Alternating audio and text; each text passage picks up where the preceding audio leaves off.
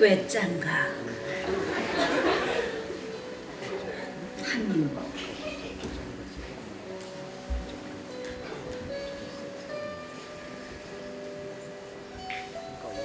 지난 여름이었습니다. 가세가 기울어 갈 곳이 없어진 어머니를 고향 이모님 댁에 모셔다 드릴 때의 일입니다. 어머니는 차시간도 있고 하니까 요기를 하고 가자시며 고깃국을 먹으러 가자고 하셨습니다. 어머니는 한평생 중이염을 앓아 고기만 드시면 귀에서 고름이 나오곤 했습니다. 그런 어머니가 나를 위해 고깃국을 먹으러 가자고 하시는 마음을 읽자 어머니 이마의 주름살이 더 깊게 보였습니다.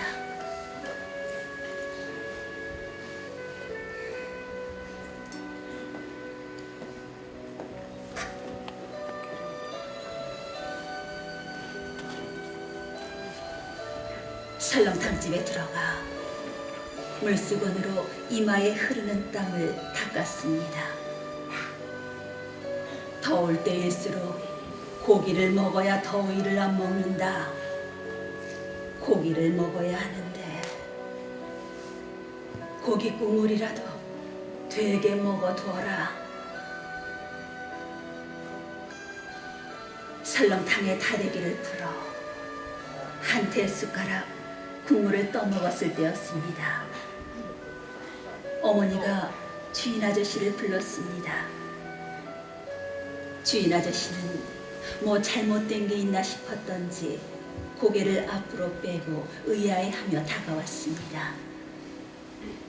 어머니는 설렁탕에 소금을 너무 많이 풀어 짜서 그런다며 국물을 더 달라고 했습니다. 주인 아저씨는 흔쾌히 국물을 더 갖다 주었습니다. 어머니는 주인 아저씨가 안 보고 있다 싶어지자 내 투가리에 국물을 부어주셨습니다. 나는 당황하여 주인 아저씨를 흘끔거리며 국물을 더 받았습니다. 주인 아저씨는 넌지시 우리 모자의 행동을 보고 애써 시선을 외면해 주는 게 역력했습니다. 나는 그만 국물을 따르시라고 내 투가리로 어머니의 투가리를 툭 부딪혔습니다. 순간 투가리가 부딪히며 내는 소리가 왜 그렇게 서럽게 들리던지 나는 울컥 치받치는 감정을 억제하려고 설렁탕에만 닭과 깍두기를 마구 씹어댔습니다.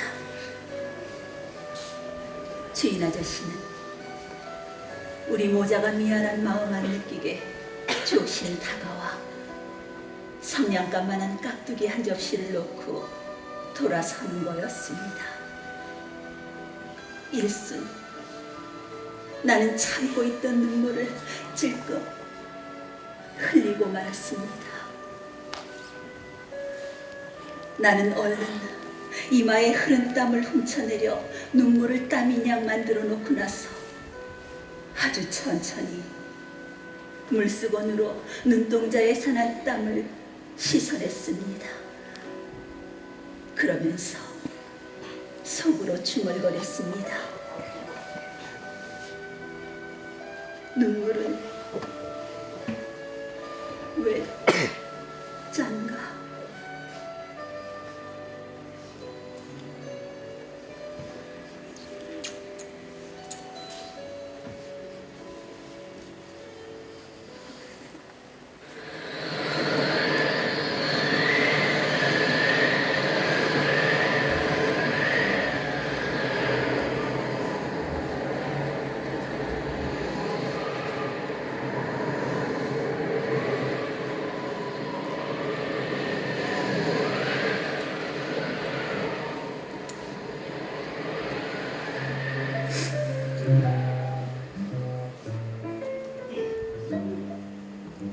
우동 한 그릇, 구리 묘해.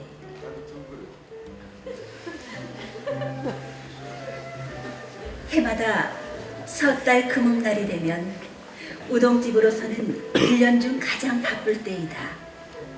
국회정도 이날만은 아침부터 눈꽃 뜰 새 없이 바빴다. 보통 때는 밤 12시쯤이 되어도 거리가 번잡한데 이날만큼은 밤이 깊어질수록 집으로 돌아가는 사람들의 발걸음도 빨라지고 10시가 넘자 국회정의 손님도 뜸해졌다. 원래 사람은 좋지만 겉으로는 무뚝뚝해 보이는 주인이다. 그러다 보니 그의 아내는 단골 손님에게 주인보다 인기가 더 좋다. 그녀는 분주했던 그날의 답례로 임시 종업원에게 특별 상여금과 선물 꾸러미를 주어서 그들을 막 돌려보낸 참이었다. 마지막 손님이 가게를 막 나가고 나서 이제 슬슬 문 앞에 오코막을 거둘까 하고 있던 참에 출입문이 드르륵 하고 열리더니 2명의 아이를 데리고 한 여자가 들어왔다.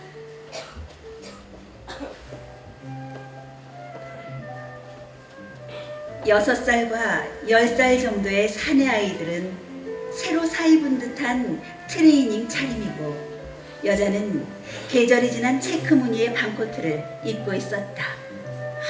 어서 오세요. 상냥하게 맞이하는 여주인에게 그 여자는 머뭇머뭇 말을 건넸다. 저 우동 1인분만 주문해도 괜찮겠죠? 아, 네? 아, 네. 자, 이쪽으로. 난로 곁에 2번 테이블로 안내하는 여주인은 주방 쪽을 향해 우동 1인분! 하고 외친다. 예! 하고 대답하고 1인분의 우동 한 덩어리와 거기에 반 덩어리를 더 넣어 삶는다. 둥근 우동 한 덩어리가 1인분의 양이다. 손님과 아내에게 눈치채지 않게 하려는 주인의 배려로 수북한 분량의 우동이 삶아진다. 이윽고 김이 모락모락 나는 먹음직스러운 우동 한 그릇이 테이블에 나왔다. 우동 한 그릇을 가운데 두고 이마를 맞대고 먹는 세 사람의 이야기 소리가 카운터 있는 곳까지 희미하게 들린다. 맛있네요. 라는 형의 목소리. 엄마도 잡수세요. 하며 한 가닥의 국수를 집어 어머니의 입에 넣어주는 동생.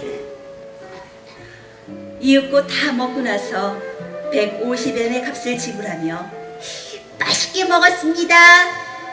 라고 머리를 숙이고 나가는 새 모자에게 고맙습니다. 새해엔 복 많이 받으세요.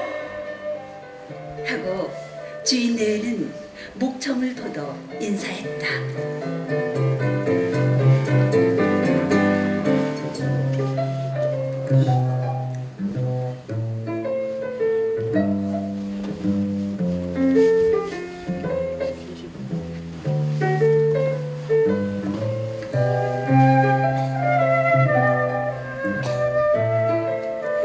신년을 맞이했던 국회정은 변함없이 바쁜 나날 속에서 한 해를 보내고 다시 12월 31일을 맞이했다.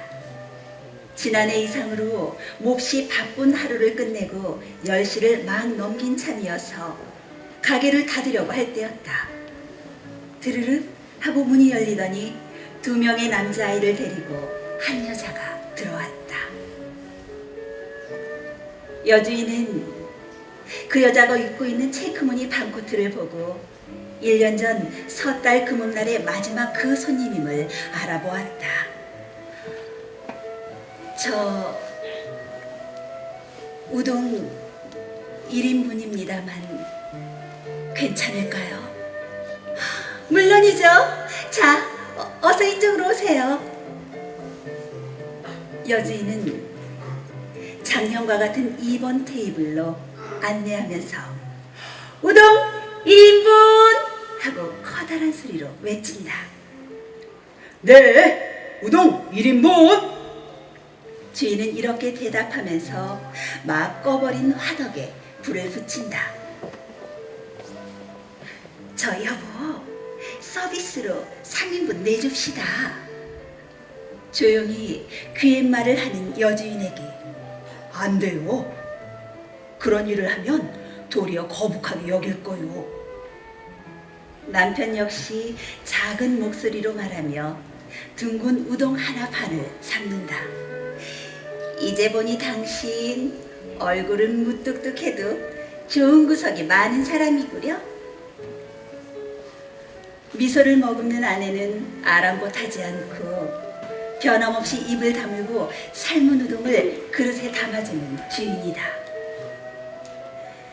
테이블 위에 놓인 한 그릇의 우동을 둘러싼 세 모자의 얘기 소리가 카운터 안과 바깥의 두 사람에게 들려온다. 맛있어요. 올해도 북해정의 우동을 먹게 되네요. 그래, 내년에도 먹을 수 있으면 좋으련만.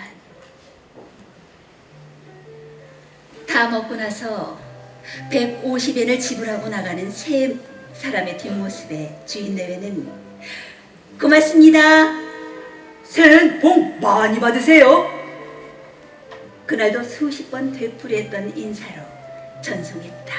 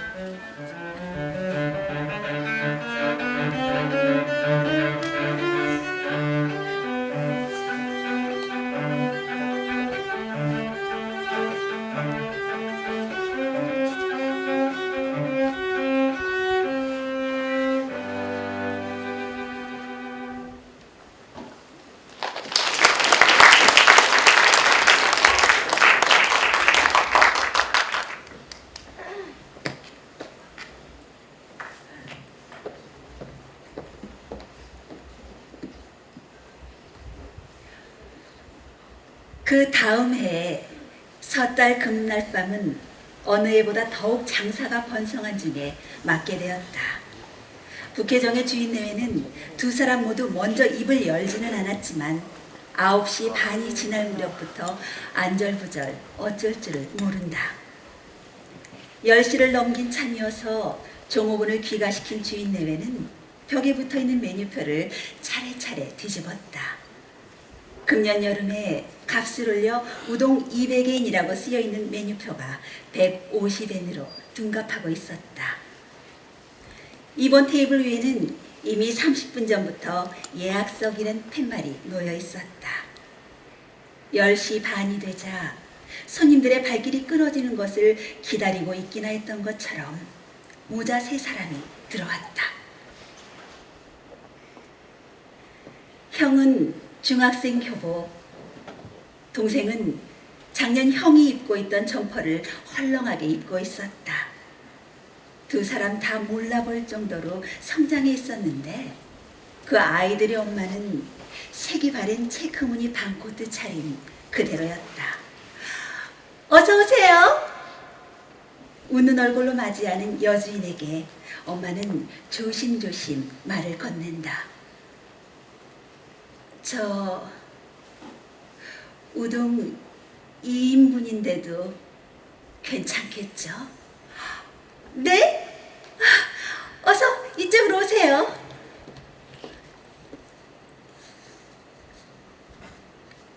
여주인은 그들을 2번 테이블로 안내하면서 거기 있던 예약석이란 팻말을 슬그머니 치우고 카운터를 향해 소리친다.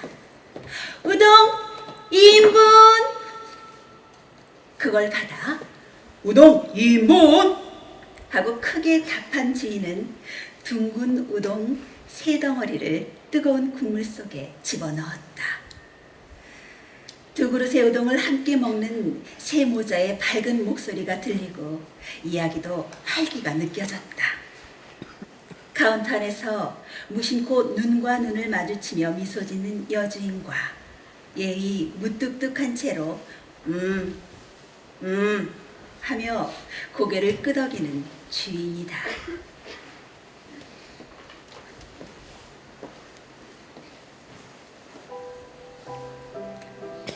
형아야, 준아, 오늘은 너희 둘에게 엄마가 고맙다는 말을 하고 싶구나. 고맙다니요? 무슨 말씀이세요? 돌아가신 아빠가 일으켰던 사고로 8명이나 되는 사람이 부상을 입었잖니. 사실은 보험으로도 지불할 수 없었던 배상금을 매월 5만 원씩 계속 갚아가고 있었단다. 알고 있었어요. 여주인은 꼼짝도 하지 않고 몰래 듣고 있다.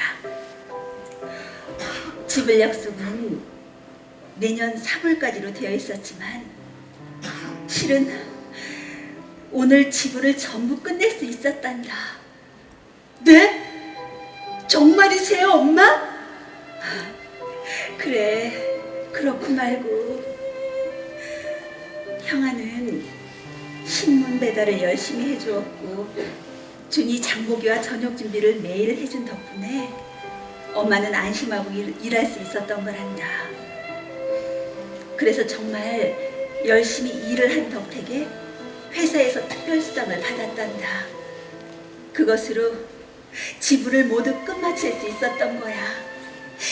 엄마, 형, 잘 됐어요. 하지만 앞으로도 저녁 식사 준비는 내가 할 거예요. 나도 신문 배달 계속 할래요. 형은 잠깐 머뭇거리다가 다시 말을 이었다. 준이하고 나 사실은 엄마한테 숨기고 있는 것이 있어요. 그것은요, 11월 첫째 일요일 학교로부터 준이의 수업 참관을 하라는 편지가 왔었어요. 그때 준은 이미 선생님으로부터 편지를 받아놓고 있었지요. 준이 쓴 장문이 북해도의 대표로 전국 콩쿠르에 출품하게 되어서 수업 참관일에 이 장문을 준이 낭독하게 되었다는 거였어요. 선생님이 보내주신 편지를 엄마에게 보내드리면 무리를 해서라도 회사를 쉬실 것 같아 준이 그걸 감췄던 거예요. 그 얘기를 준의 친구들한테 듣고 내가 참관일에 갔었던 거죠. 그랬구나. 그래서 선생님께서 너는 장래 어떤 사람이 되고 싶은가라는 제목으로 전원에게 장문을 쓰게 하셨는데 주는 우동 한 그릇이라는 제목으로 써서 냈대요. 지금부터 그 장문 내용을 읽어드릴게요. 우동 한 그릇이라는 제목만 듣고 북해정에서의 일이라는 걸 알았기 때문에 사실 마음속으로는 이 녀석 무슨 그런 부끄러운 얘기를 썼지? 하고 생각했었죠. 장모는 아빠가 교통사고로 돌아가셔서 많은 빚을 남겼다는 것, 엄마가 아침 일찍부터 저녁까지 일을 하고 계시다는 것, 내가 조간 석간 신문을 배달하고 있다는 것 등이 전부 쓰여 있었어요. 그러고서 12월 31일 밤 셋이서 먹은 한 그릇의 우동이 그렇게 맛있었다는 것, 셋이서 한 그릇밖에 시키지 못했는데도 우동집 아저씨와 아주머니는 고맙습니다, 새해 복 많이 받으세요 라고 큰 소리로 말해주신 일, 그 목소리는 지지 말아라, 힘내, 살아갈 수 있어 라고 말하는 것 같은 기분이 들었다고요. 그래서 주는 어른이 되면 손님에게 힘내라, 행복해라 라는 속마음을 감추고 고맙습니다 라고 말할 수 있는 일본 제1의 우동집 주인이 되는 것이 꿈이라고 커다란 목소리로 외쳤어요.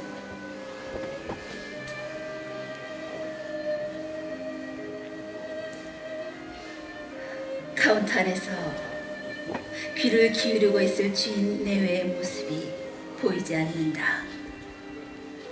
카운터 깊숙이 웅크린 두 사람은 한 장의 수건 끝을 서로 잡아당기면서 붙잡고 참을 수 없이 흘러나오는 눈물을 연신 닦고 있었다.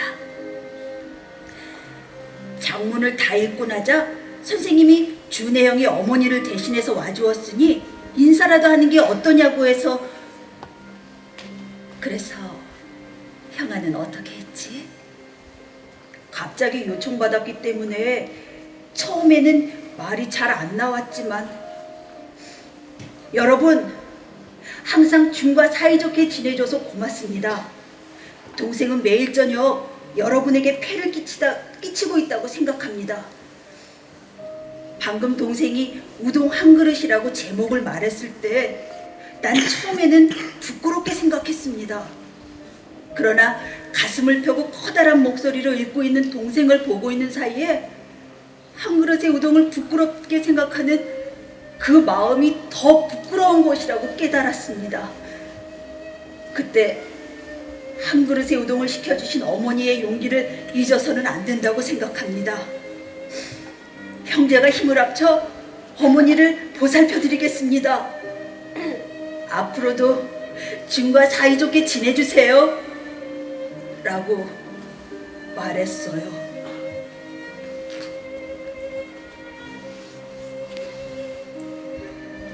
차분하게 서로 손을 잡기도 하고 웃다가 넘어질 듯이 어깨를 두드리기도 하고, 작년까지와는 아주 달라진 즐거운 금음날 밤에 우동을 내며 잘 먹었습니다 라고 깊이 머리를 숙이고 나가는 세 사람을 주인 내외는 1년을 마무리하는 커다란 목소리로 고맙습니다, 새해는 복 많이 받으세요 라며 전송했다.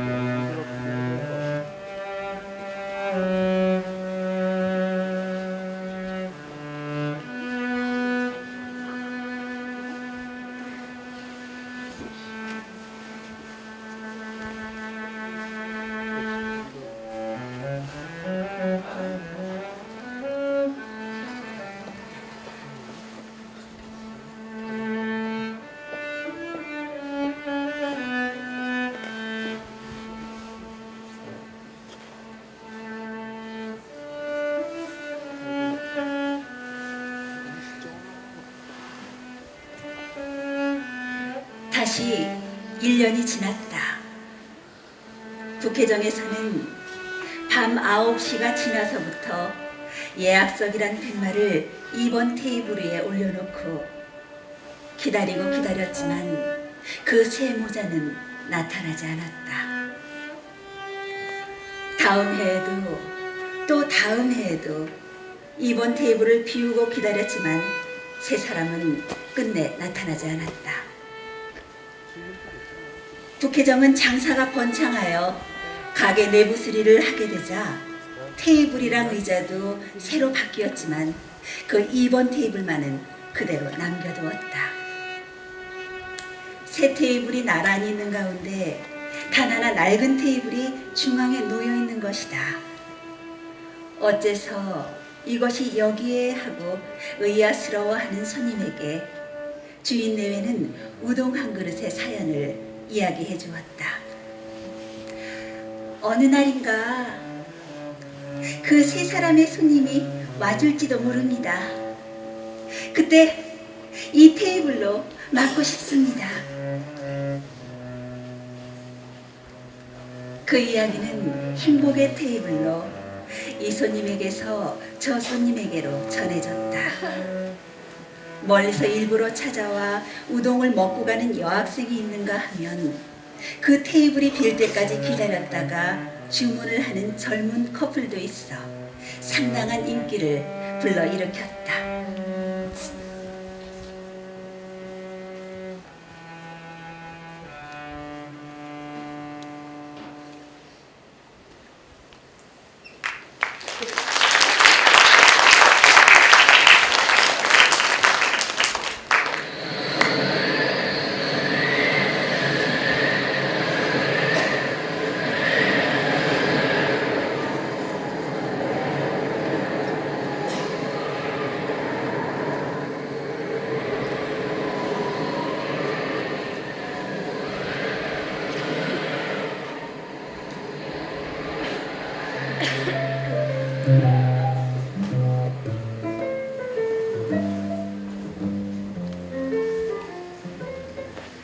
그러고 나서 또 몇 년이 세월이 흐른 어느 해 섣달 금음날이다.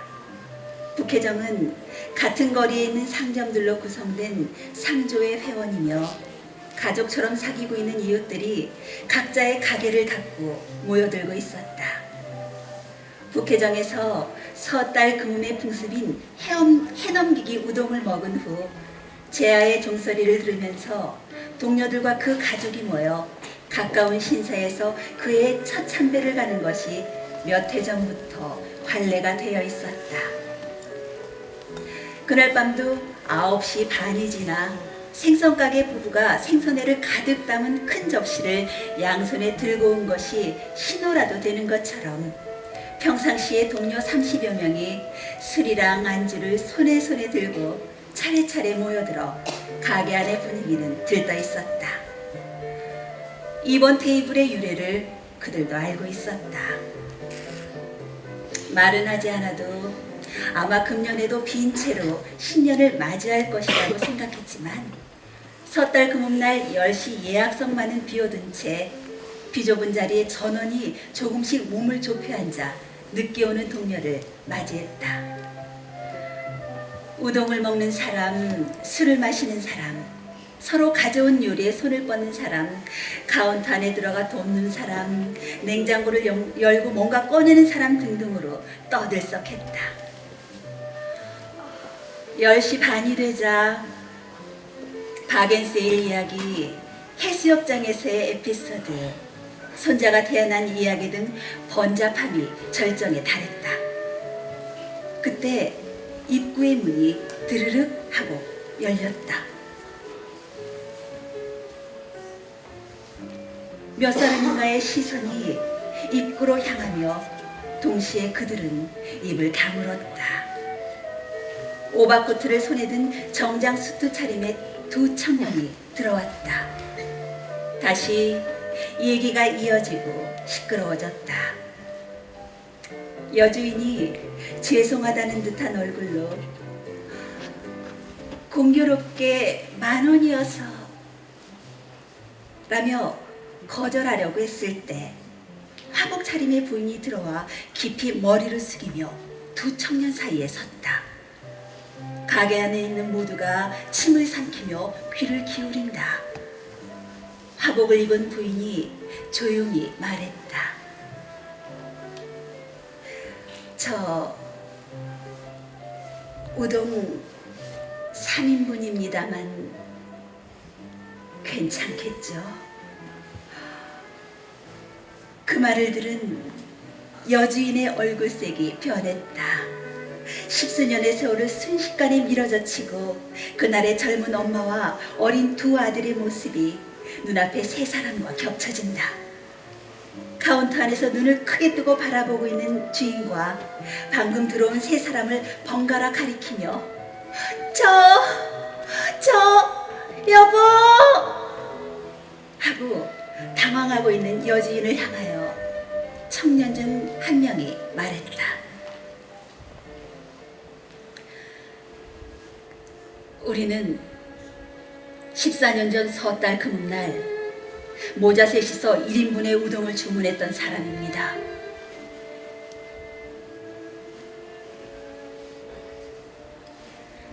그때 한 그릇의 우동의 용기를 얻어 세 사람이 손을 맞잡고 열심히 살아갈 수 있었습니다. 그 후 우리는 외가에 있는 희가현으로 이사했습니다. 저는 금년에 의사 국가시험에 합격하여 교토의 대학병원에 소아과 병아리 의사로 근무하고 있습니다만 내년 4월부터 삿포로의 종합병원에서 근무하게 되었습니다. 그 병원에 인사도 하고 아버님 묘에도 들릴 겸해서 왔습니다. 그리고 우동집 주인은 되지 않았습니다만 교토의 은행에 다니는 동생과 상의해서 지금까지 인생 가운데서 최고로 사치스러운 것을 계획했습니다. 그것은 섣달 금음날 어머니와 셋이서 삿포로의 북회정에 찾아와 3인분의 우동을 시키는 것이었습니다.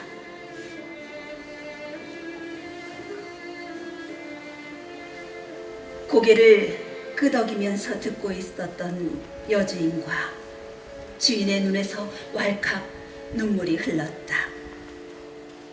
입구에서 가까운 테이블에 진을 치고 있던 야채가게 주인이 우동을 입에 머금은 채 있다가 그대로 꿀꺽하고 삼기면서 일어나서 아이, 여봐요. 주인 아줌마 뭐하고 있어요? 10년간 이날을 위해서 준비해놓고 기다리던 섣달 금음날 예약석이잖아요. 어서 안내해요, 안내를. 야채가게 말에 주인의 말에 번뜩 정신을 차린 여주인이 잘 오셨어요. 자, 어서요. 여보, 이번 테이블에 우동 3인분. 무뚝뚝한 얼굴로 눈물을 적신 주인. 네, 우동 3인분. 하고 목이 메었다. 예기치 환성과 박수가 터지는 가게 밖에서는 조금 전까지 흩날리던 눈발도 그치고 간 내린 눈에 반사되어 창문의 빛에 비친 북해정이라고 쓰인 오코막이 한 발 앞서 부러제치는 정월의 바람에 휘날리고 있었다.